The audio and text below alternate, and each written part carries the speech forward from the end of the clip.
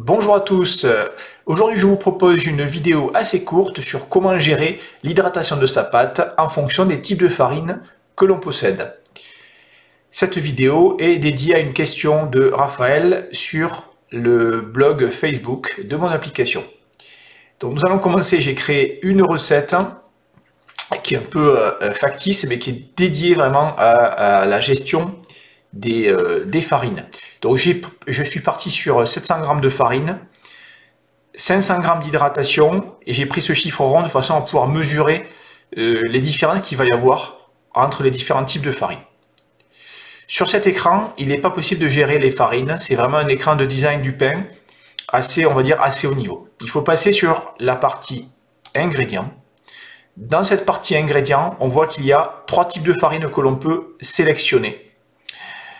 Ne faites pas attention, j'ai des farines qui sont avec des noms anglais, je vais les changer si vous voulez.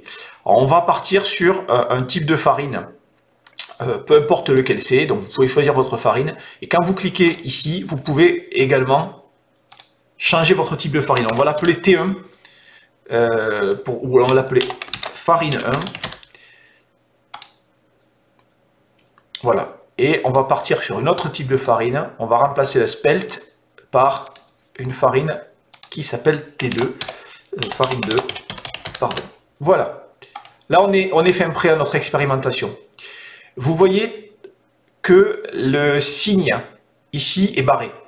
C'est-à-dire que l'hydratation liée à la farine n'est pas active. Pour l'activer, il y a cette icône là, et c'est là l'astuce que je vous conseille d'utiliser. Vous cliquez sur cette icône, et automatiquement, vous allez voir, les choses vont changer. Les choses vont changer parce que j'ai une première farine, farine 1, qui a un taux d'absorption à 63%. Ce qui veut dire qu'on absorbe plus. Si on absorbe plus, il faut mettre plus d'eau pour obtenir la même sensation en main vis-à-vis de sa pâte.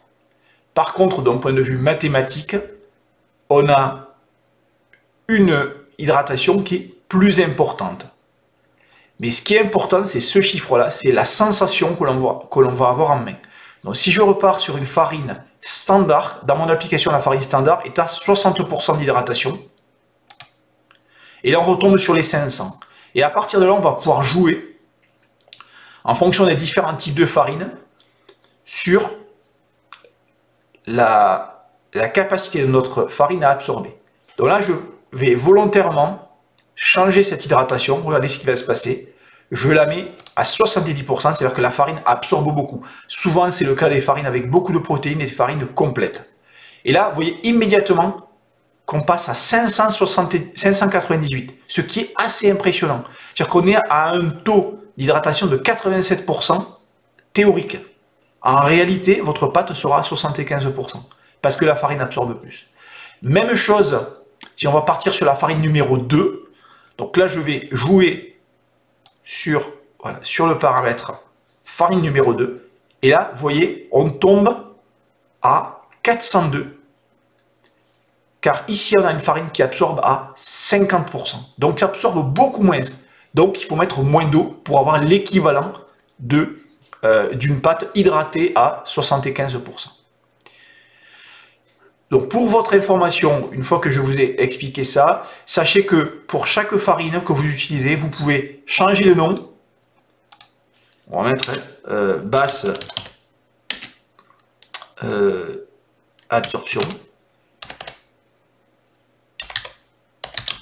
Voilà.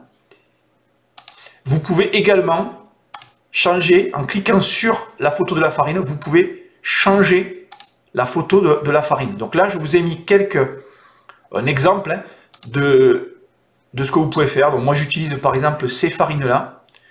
Et là, vous pouvez faire un ajustement. Alors, c'est forcément carré. Hein, un ajustement de votre photo. Et vous avez la photo de votre farine ici. Donc, vous pouvez immédiatement reconnaître le type de farine que c'est. Si vous voulez désactiver l'option, vous revenez à du standard. C'est-à-dire qu'en fait, on voit bien qu'ici c'est barré, c'est-à-dire que l'option est grisée également, donc ce n'est pas pris en compte. Pour aller jusqu'au bout de cette fonctionnalité, vous pouvez, et c'est à titre informatif, donc l'application ne le prend pas en compte. Vous pouvez aussi changer votre taux de protéines qui vous indiquera déjà une bonne idée de, du taux d'absorption de votre farine. Voilà. Et donc dans cet exemple-là, une farine plutôt fortement protéinée, donc 12,5, va avoir tendance à plus absorber. Une farine moins protéinée va avoir tendance à moins absorber. J'ai pris les cas extrêmes. Honnêtement, si vous êtes déjà à 65% ou 55%, vous êtes déjà dans des tranches d'utilisation, on va dire, standard. Mais écoutez, merci de m'avoir écouté. J'espère que cette vidéo vous servira dans l'utilisation de l'application. À très bientôt.